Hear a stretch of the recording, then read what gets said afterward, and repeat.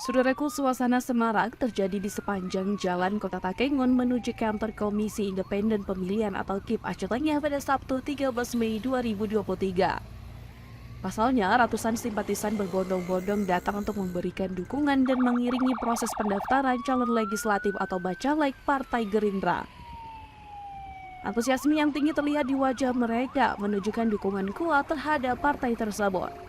Sejak pagi hari, simpatisan Gerindra mulai berjalan menggunakan mobil ke kantor KIP Aceh Tengah. Mereka mengenakan pakaian berwarna serba putih yang menjadi ciri khas partai, serta membawa atribut dan spanduk Partai Gerindra. Para simpatisan yang datang dari berbagai latar belakang dan usia terlihat bersemangat. Mereka mengucapkan yel-yel dukungan dan menyanyikan lagu-lagu kebangsaan yang menggema di sepanjang jalan.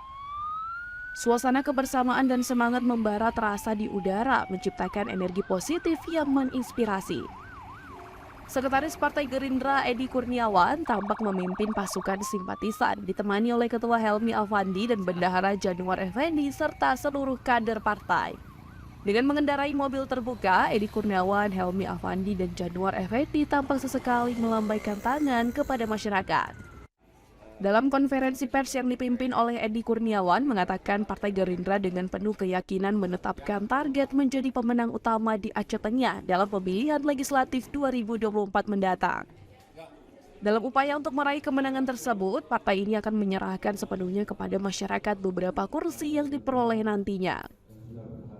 Saat ini kader Partai Gerindra dikenal dengan dedikasinya terhadap masyarakat, telah berhasil membuat Partai Gerindra menjadi pemenang kedua dan Edi Kurniawan menjadi wakil ketua di DPRK Aceh Tengah.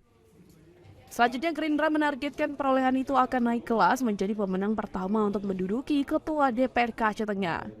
Gerindra juga akan mencalonkan dua kader terbaik yang saat ini duduk di kursi DPRK seperti Januar Effendi dan Eka Saputra melaju ke Bacalek DPRA. Dari Aceh Tengah, Romadani, Tribun Gayo.